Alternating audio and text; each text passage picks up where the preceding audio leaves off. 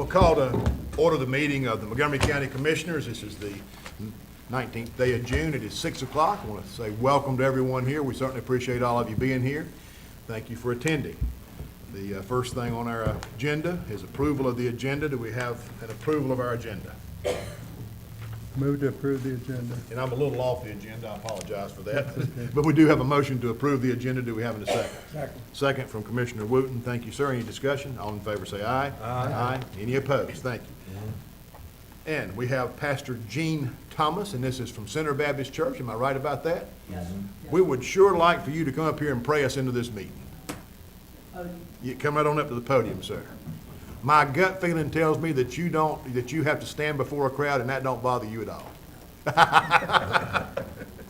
How you doing today? Doing great. Thank you for being here. Appreciate you doing this. Let's pray. Father, in the name of Jesus, God, we come before your throne of grace today. God, to help us, Lord God, to keep ourselves humble unto you. God, as this agenda comes out today, that you give us grace and mercy. God, you help us, Lord. God, help this county. Help these men, God, to be leaders for this county. And God, we thank you for what you've done, what you're going to do.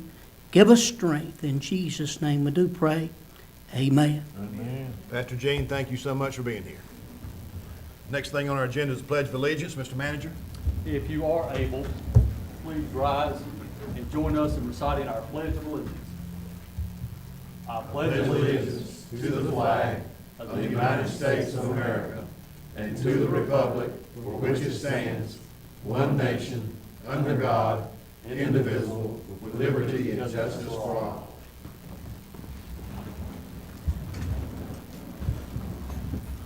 Folks, the next thing on our agenda is the public forum. Before we have the overview of the rules and procedure, we actually have 3 public hearings here tonight, Mr. Manager. Is that correct? That's correct.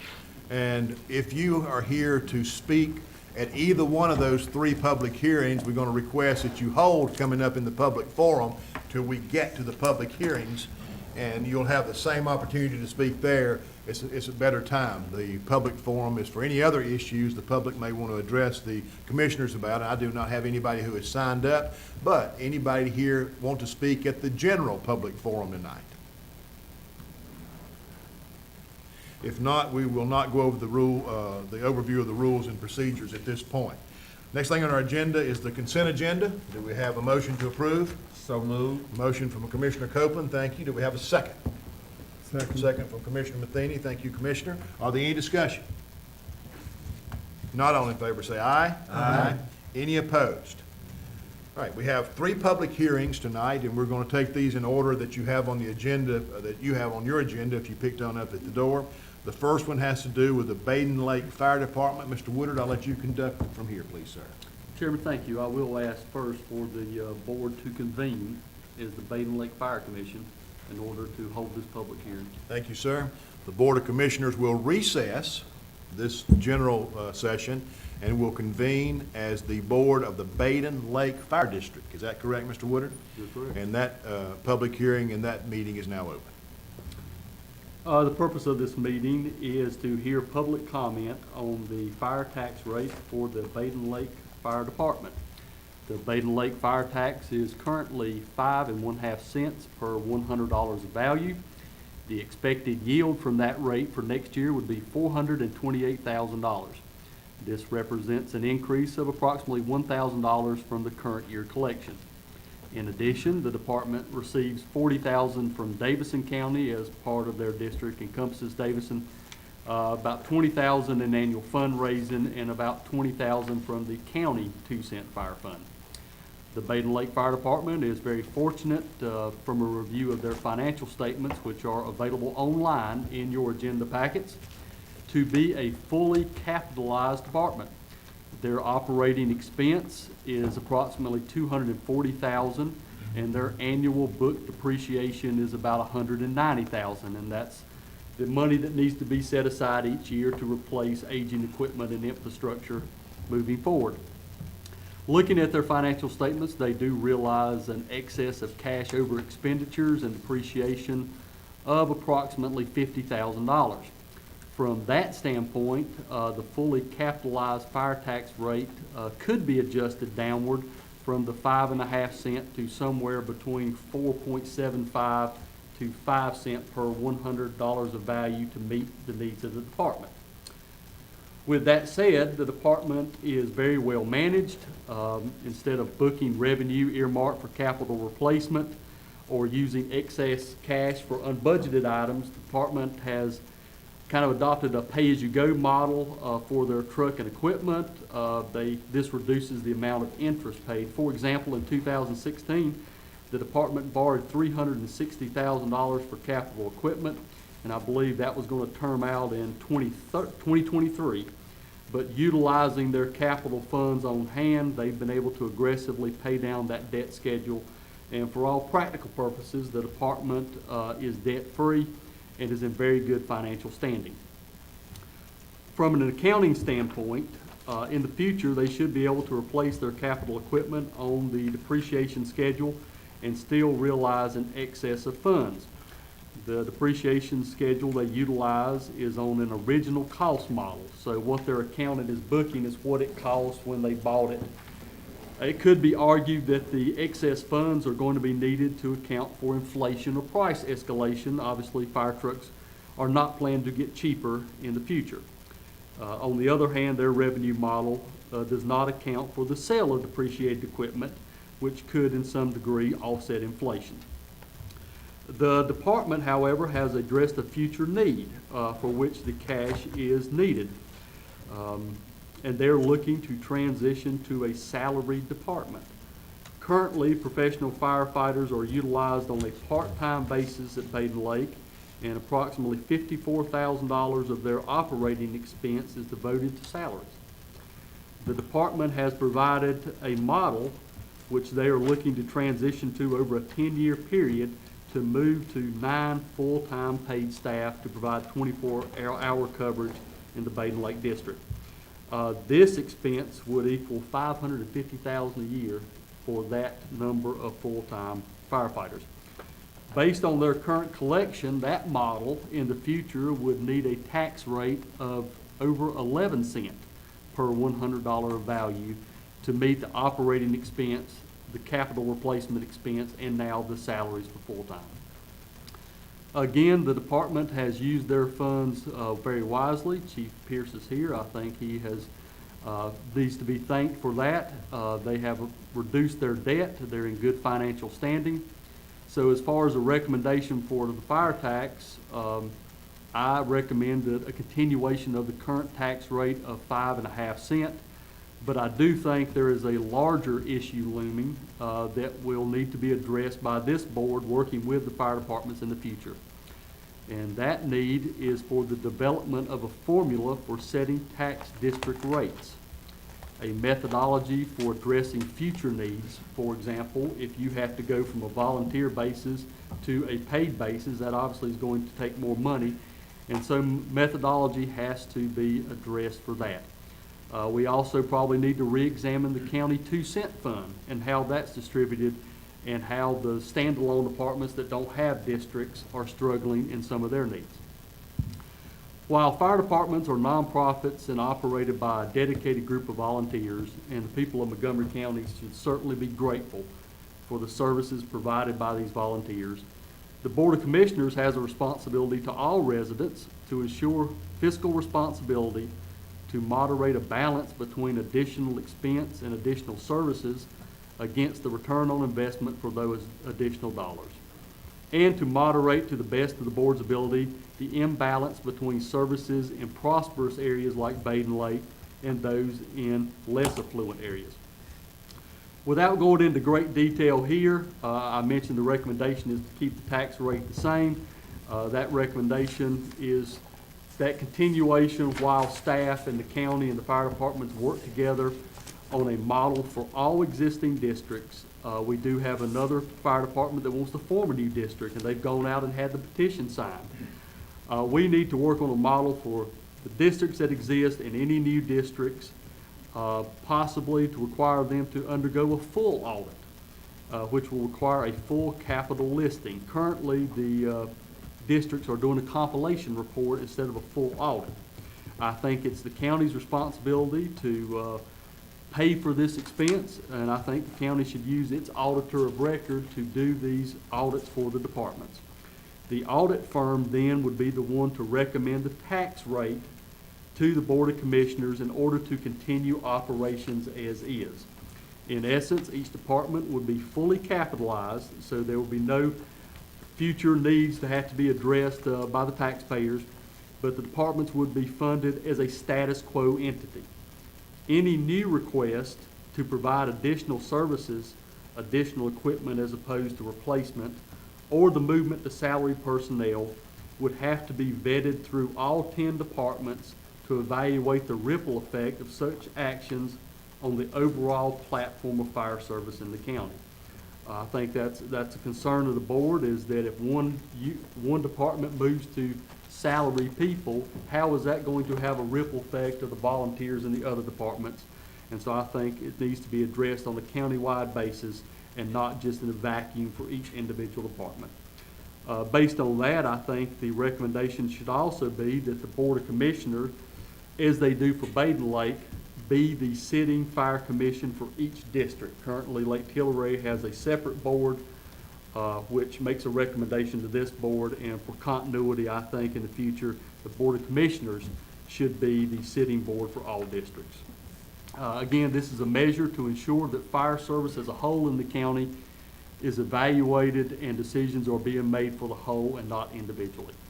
Robbie Smith will be the point person, as we move forward with these discussions next year about moving to a full audit for departments to make sure each district is fully capitalized and to put all those other parameters in place. So with that said, again, the recommendation from the county administration and from finance is to keep the tax rate at 5.5 cents for Baden Lake. Chief Pierce is here. He's provided us all the information that's in your packet. I'm sure the board will be welcome to hear your comments, Chief, if you care to give any before public comment. Chief Pierce, would you like to say anything? Yeah, if you do, come up, please. We got to get you on the record. Good to see you here. How you doing? Yeah, just give us your name and address before you start, sir. My name is Larry Pierce. I live 619 Blaine Road. I live in the Baden Lake Fire District. Good to see you. Have basically all my life. And we appreciate the service y'all render too. Thank you. The biggest thing that we're facing, and I think it's countywide, but I think it seems to be hitting us a little bit worse, is the volunteers.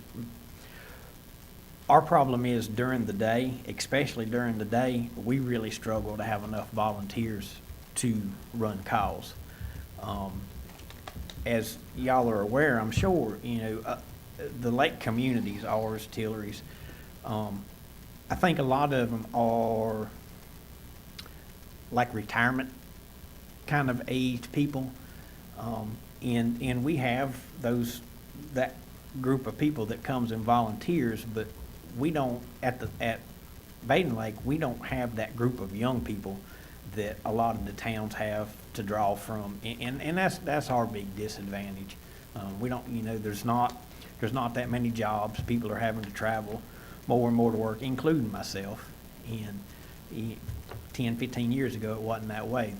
Most everybody that was in the fire department worked within 5 minutes of right there around the lake. And if we had a call, people showed up, and we don't have that anymore. So to the point of the paid people is we, Baden Lake, are really struggling with getting the volunteers. So that's why I've seen it coming for years, but it seems to be getting here faster than what we really anticipated. So y'all had asked for a plan for us for the next 10 years, equipment, personnel, that kind of stuff.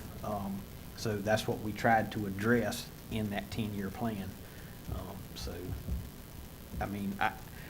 If there's anything y'all need different from us, just let us know. We'll work with you however. I think the problem with doing everything countywide is different areas of the county are going to have unique needs that aren't necessarily countywide. And so, that's the one thing I would caution you is trying to put a blanket on everything. It is going to have to be individualized to a certain extent. So That's really the only thing, that's our biggest issue, and I mean, that's all I really wanted to address. See if anybody's got any questions, Mr. Yes, Pierce. Any if questions? anybody has any questions, Yeah, if any of the commissioners got questions? Mr. Wood? I've just got one, and I've just not heard it addressed. Being a fire district, if there's a fire outside of your district, is there a legal problem with y'all going to help, like say to come to Troy? no. There's no No. problem with No, leaving your because district? the 10 fire departments in Montgomery County, as far as I know, we all have a countywide mutual aid agreement. So wherever we're needed, if BISCO needed help, all they have to do is call to the dispatch center and get us dispatched to come help. And there's no issue with crossing lines. Other questions from commissioners? Just a comment, I think all the departments are facing the same thing. I mean, I asked my sons why didn't they ever want to be a fireman, and they said, well, they wasn't interested. And, I think that's what it is. I don't know how you bring that interest back. It's not like you were talking about the older generation. They all seem like they wanted to be a member.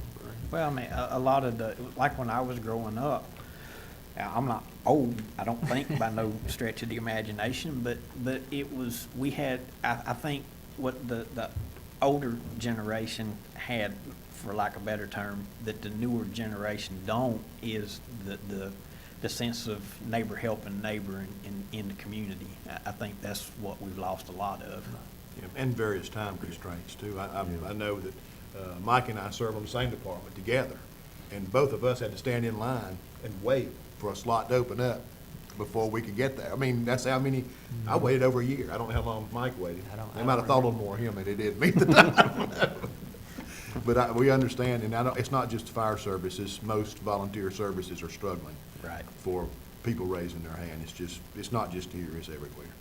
Do you think the mandatory training is having anything, I mean, like where you gotta have firefighter one? I mean, those older guys, I could see somebody telling them that they had to take firefighter one years ago. They'd probably said, well, you come out back and I'll show you some firefighter one. Honestly, for a volunteer, the state still don't require that you have the firefighter 1 and 2. Oh, they don't? I thought that was.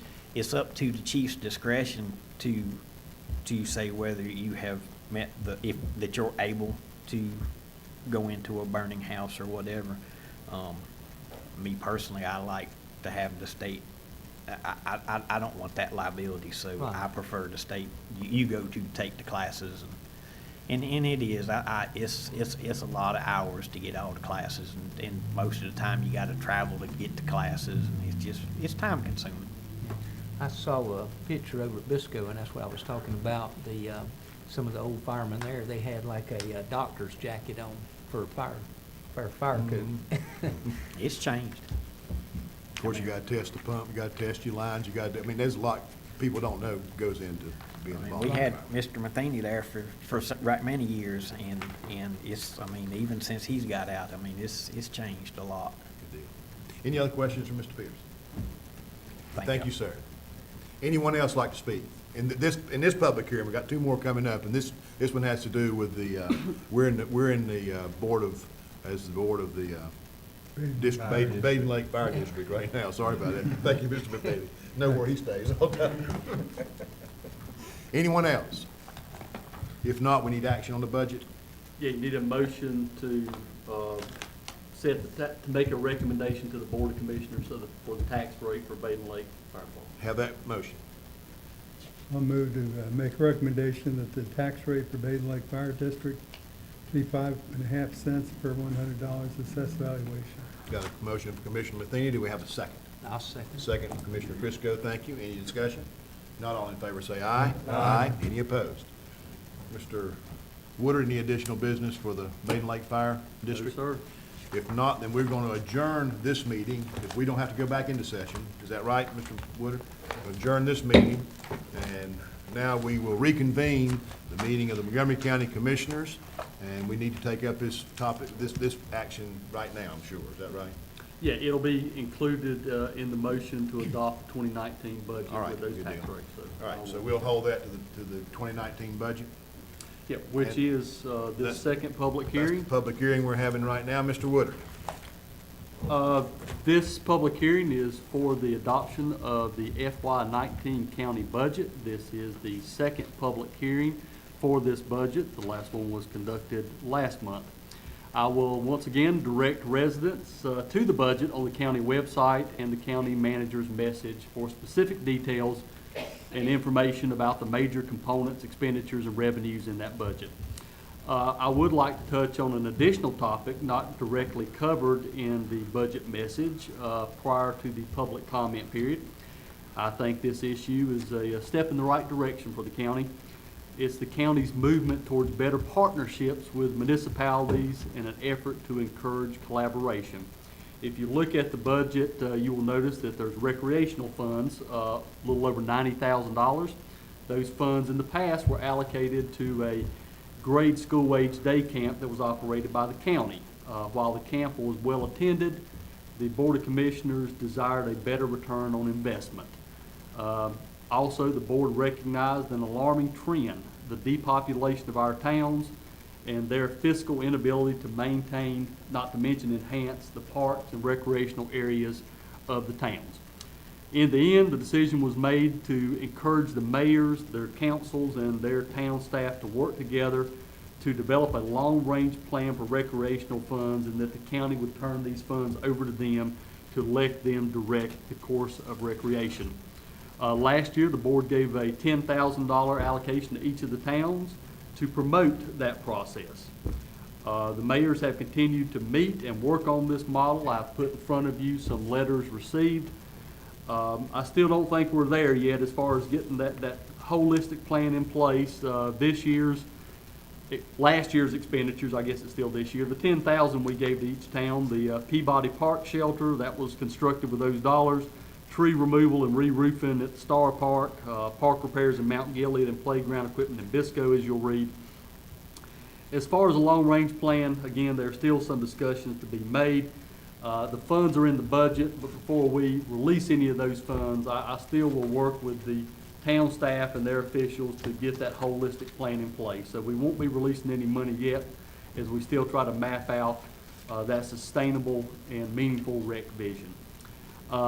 But I do think it's in a step in the right direction. The board and the county have tried the same philosophies with the fire departments, as you just heard. We as a county must, while one size doesn't fit all, I certainly agree with the chief, we have to see how one action over here may impact an action over there, and how we can work collaboratively together to meet the needs of the county. This year's budget increases funding for other partnerships like the Troy Montgomery Senior Center. It also increases funding for the Montgomery County Council on Aging, another partnership that has proved to be fruitful this year. And on that note, I would like to pass on some good news. We got word towards the end of May that each senator was going to be allowed to earmark $125,000 to a nonprofit in the county. And so thanks to the sheriff, me and him got together and we reached out to Senator Dunn to talk about the needs of our food hub and our food distribution plan for the Council on Aging. Currently, they operate out of the old facility in Star. They try to work with the food pantries and all the churches to get food into the county.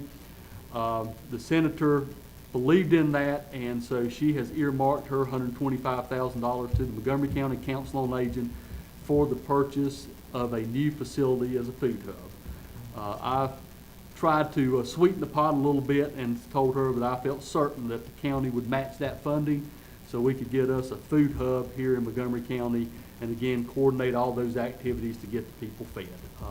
Once again, it's about teamwork and partnerships, and I want to thank all the staff that's present in the room.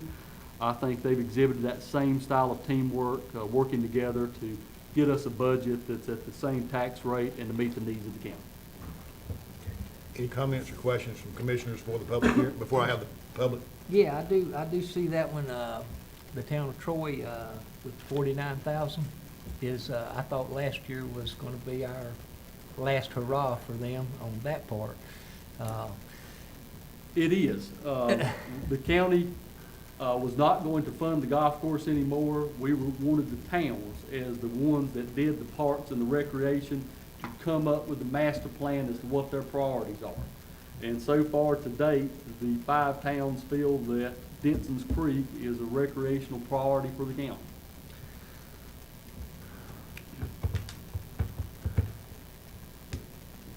So it was a decision on the mayors as a whole to distribute it like this. That is their vision.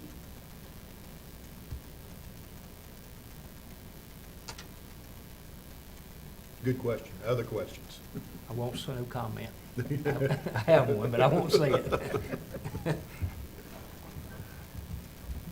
I will say that, to follow up Commissioner Crisco, that I had reservations about anything we'd do this year.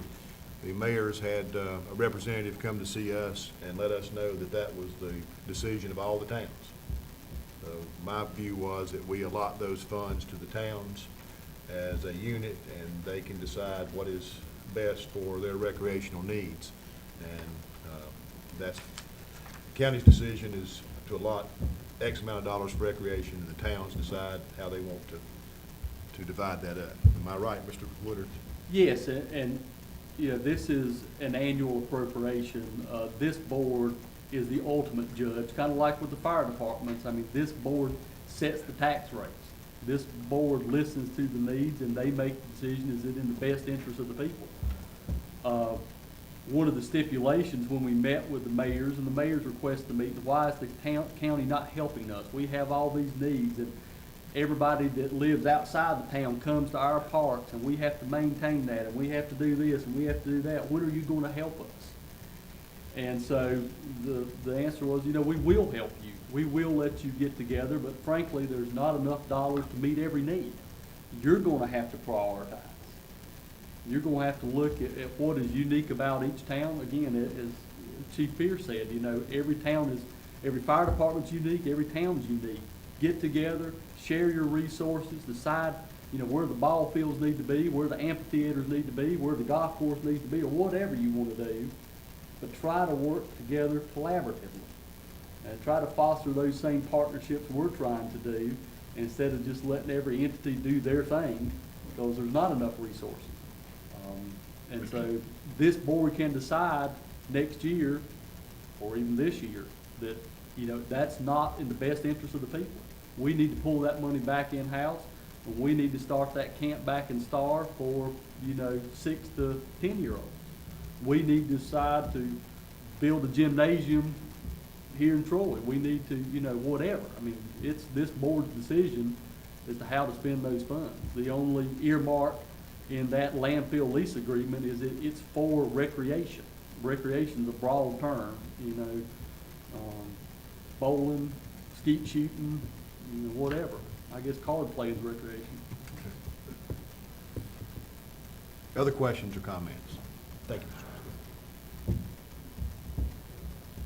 Mr. Mr. Chairman, I'd just like to say that I think the partnership with the towns is a step in the right direction, because if you look at it, we as the county do not have a Parks and Rec program like most counties do. We don't have any parks that the county builds and maintains, and so I think it is important that parks that exist in all 5 towns, the other facilities, be maintained for use in the county, and I think the approach that the manager's taken with the towns is very much a step in the right direction in that regard. Anything else? All right, this is a public hearing. Anyone from the general public would like to speak to this year's budget? It don't have to just be about recreation, it can be about anything in the budget. So if you want to speak with us, we've certainly got the floor open. Anyone? Anything else from the commissioners? If not, this public hearing will be closed, and we still are in the Board of Commissioners meeting. And now we need action on it, because we've had 2 public hearings. We had a public hearing on the budget last month, we had a public hearing this month, and we now have to adopt the budget along with the motion from the Baden Lake Fire District to adopt that as well. Is that correct? If it pleases the board, the motion should be to adopt the 2019 Montgomery County Budget Ordinance, the Montgomery County Fee Schedule, and included in the budget ordinance, which is a tax rate of 62 cents per 100 of value, a fire tax rate for Baden Lake of 5.5 cents, and Tillery for 4 cents. Do we have a motion? So moved. Got a motion from Commissioner Copeland. Do we have a second? Second. Second from Commissioner Matheny. Are there any discussion? If not, all in favor say aye. Aye. Any opposed? We got a third public hearing, and this public hearing, it's Board of Commi, this is not Board of Adjustments, it's Board of Commissioners hearing, is that Yes. correct? This is a Board of Commissioners hearing, and it has to do with a rezoning request. Mr. Gayhagen? You well today? I'm doing well. How's Good. everyone? Good. Doing great. We do have a rezoning request to review tonight, RZ 01-2018. New South Realty is requesting the rezoning of .9 acres of property from residential 1 to commercial. The parcel is located on NC 2427 West, Mount Gilead, further defined as New Tract A, as depicted on Plat 32C, registered with the County Register of Deeds. A copy of that's been included in the agenda packet as attachment 1 and is on the screen right now. This is actually a portion of parcel number 658600084640. This portion will be subdivided and recombined to the existing New South Realty property, which is next door. That's parcel number 658600082480 at a later date. That parcel 2480 is zoned as commercial at this time. The request was reviewed by the Planning Board on May 21st. The Planning Board, upon finding that the 5 policy guidelines stipulated by Article 4, Section 2.1 of the zoning ordinance had been met, and that the proposed rezoning request was consistent with the future land use plan, voted by a unanimous vote of 3-0 to recommend approval of this request to the Board of Commissioners. The Planning Board also adopted the required consistency statement, which was included with the agenda packet. During that meeting, I reviewed Article 4, Section 2.1, which establishes several policy guidelines a rezoning request must meet in order to receive favorable recommendation. The guidelines are as follows. When I say applicant statement, or what at the applicant states, that's taken from the provided application included with the agenda packet. Item A, the proposal will place all property similarly situated in the area in the same category or in appropriate complementary categories. The applicant states that, yes, the area is made up of a mix of single-family residences and commercial properties. As shown on the zoning map, which was also included in the agenda packet, the area is characterized by commercial zoning, some mixed use, including residential homes, and that does include several existing businesses. Item B, that there's convincing demonstration that all uses permitted under the proposed district classification would be in the general public interest and not merely in the interest of an individual or small group. The applicant states that this is a proposed expansion of our currently zoned commercial property, providing services to the community for real estate needs. Permitted uses in the commercial district are generally quite limited. You can refer to attachment 3, which includes a list of permitted and conditional uses. Generally, the permitted uses are primarily service-based, restaurants, barber shops, beauty shops, general convenience stores, things of that nature that provide a service to the general community. Any business which may be more intrusive will require conditional use permit approval. Please note that proposed uses of a property may not be the basis for approving a rezoning request. All uses within the district must be considered. Item C, that there is convincing demonstration that all uses permitted under the proposed district classification would be appropriate in the area included in the proposed change. When a new district designation is assigned, any use permitted in the district is allowable, so long as it meets district requirements and not merely uses which applicants state they intend to make in the property involved. The applicant states that this is a continuation of services that have been established at the site since 1991. Again, the area is characterized by significant commercial zoning as it is now. This is really the heaviest cluster of commercial development and commercial zoning we have in the county besides NC 220 between Biscoe and Candor. Again, all uses must be considered. However, permitted uses within the commercial district are relatively unobtrusive.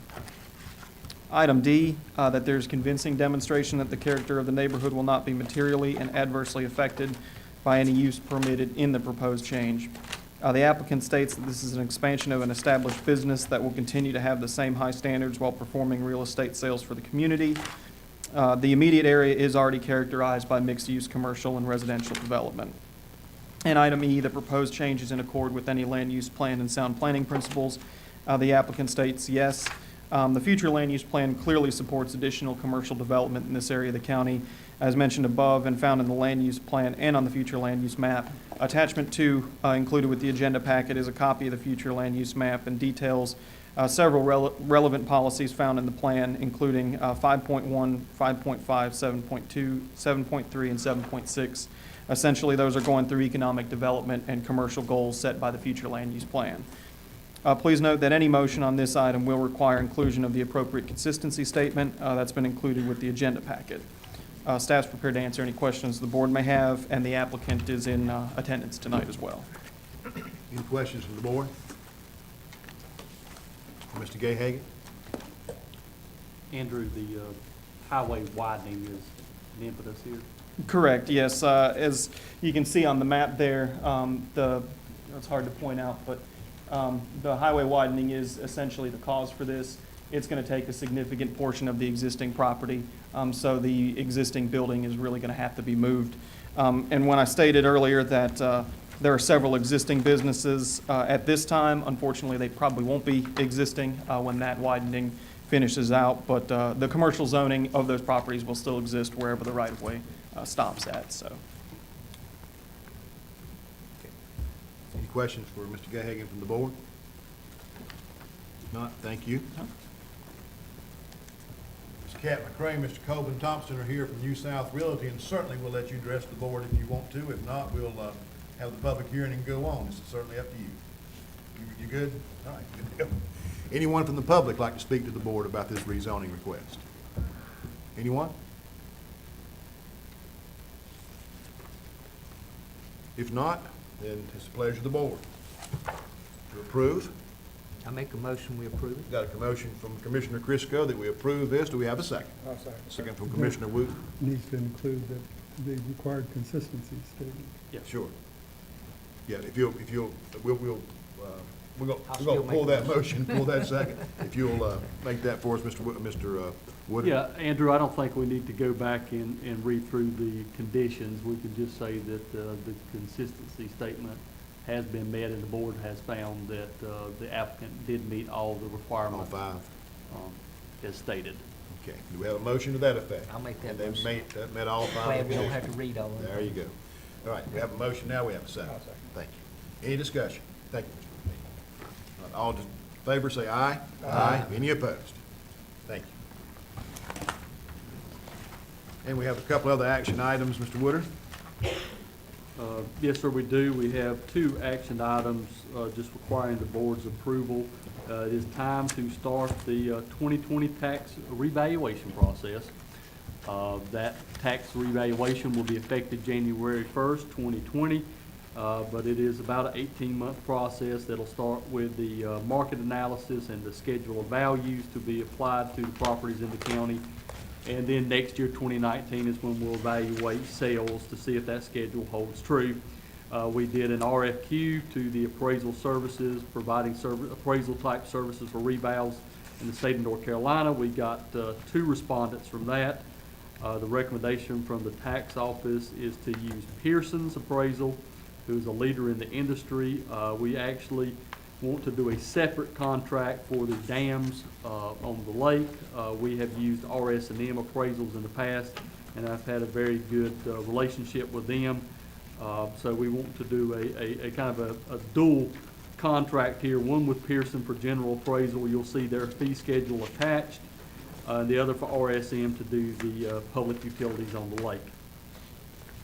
But our recommendation is to approve this contract, and then we can start working on that schedule of values and come back to the board as we work through this very extensive process over the next 18 months. Any questions, commissioners, before we ask for a motion? If not, do we have a motion to approve? So moved. Got a motion from Commissioner Copeland. Do we have a second? Second. Second from Commissioner Matheny. Any discussion? If not, all in favor say aye. Aye. Any opposed? Mr. Woodard? The last item is the county manager's report. I will ask Mr. Hilder to come forward to give an update on the high school While he's doing that, staff is present as always. Once again, thanks to them, but they'll be glad to answer any questions about any of the reports in their packet.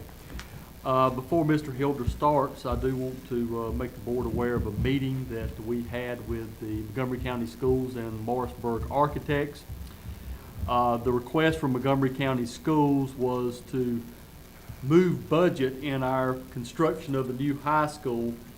They are stating that the furniture, fixtures, and equipment budget, that's the desk and the chairs and the cabinets on the walls and the equipment in the CTE building and the IT infrastructure, that the 3.5 million budget there was more than was needed to meet the needs of that school.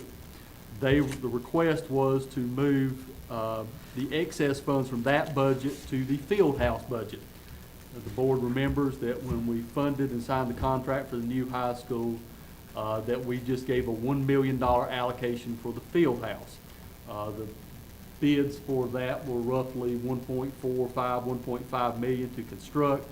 And so as our memorandum of understanding with the school system and the college, the one we signed before this all started, we agreed that we would not cut academics. If we had to make any cuts, they would be on the athletic side. And so we signed the contract with the $1 million allowance for the field house, and now the request is, since there is an overage in the FF&E, to put that overage to the field house to try to get them closer to that original design. I have drafted a letter, which the board has in front of them, which we will put on our website with the agenda packet tonight. But basically, the letter is addressed to the Board of Ed and to the college trustees. And we are asking for both boards to evaluate the process in detail of how they arrived at the quality of furniture, the type of equipment needed, and that we need to be assured that that budget was not cut and the equipment in that new school was not jeopardized in order to get a field house. And so we want the input from the Board of Trustees and to the college, from the college, but Board of Trustees at the college and the Board of Education to assure us that they have all the equipment needed to give the highest level of education, and that we have the finest, most state-of-the-art school to teach kids job-ready and career-relevant skills. And so with the board's approval, I will send that letter, and we will wait for that response. And Mr. Hildreth, who has been following the day-to-day activities of the high school as it's now emerging from the ground, can tell us how things are proceeding. It's going well. It's on time and on schedule as far as the latest schedule the contractor has provided. They are responsible for developing and maintaining that schedule to meet the parameters of the construction contract. And so, yes, I'd say 90% of the footings for the CTE building are poured. You can actually see the rebar sticking out of the ground. Block's been delivered. Copper was delivered yesterday, copper pipes for underground plumbing. Underground utilities are going in. Excavating for the footings for the high school building is underway. So things are moving along, and within 30 days or so, next 60 days, it's really going to start getting vertical, and people are going to be able to notice a significant change pretty rapidly. But it is going well, and I do want to stress rapidly, and I think we all need to understand that the time for this change and for shoring up and finalizing a responsible FF&E package that the college has input on and the high school as well, they all agree on is necessary. We need to stress to all the stakeholders and people in this room that we need to move now on that, because the $1 million allowance that we put on this, put towards this field house on bid day, or when we value engineer it, is becoming less and less valuable. We've got all the major subs out there already: plumbing, electrical, doing underground, utilities, site work, concrete people. They're all engaged as far as an administrative standpoint, submitting product data for submittals for approval. Waiting any longer we would have to remobilize and re-engage these folks, and as you know, that can cost, you pay a premium when it comes to a change order. So finalizing this FF&E budget, determining the excess budget that may be in that line item is of utmost importance and very, very time sensitive. So it needs to be done quickly so we can take advantage of what little excess we may have in that. Questions? Thank you, Chris. Thank you. Mr. Manager, anything else? Say goodbye to FY18. Fiscal year FY18. Anything else from the commissioners? Jackie, I just had one thing. I'd like to thank the water department. I went home or was playing tennis, and I got a call, said there was a little water leak at my house, and so a couple of the guys came out from the water department on emergency. The gasket had blew out, and so they worked a couple hours trying to get me back home, so In hot weather. appreciate that. Yeah, Hot weather. yeah, I did the hard part. I Thank cut it off for them. It was spraying up about 10 foot high. I got in there and cut it off for them. Thank you. Appreciate them taking care of that. Anything else? Mr. Chairman, I'd just like to again thank the staff and all the county employees for their contribution to what's been a successful year financially, and looks to be another successful year without a tax increase, and to accomplish what they're accomplishing and the improvements that are being made, and not raising taxes and very little growth in the tax base is a major accomplishment, and makes us all look good. We appreciate it. Thank you. Anything else? If not, our meeting is adjourned.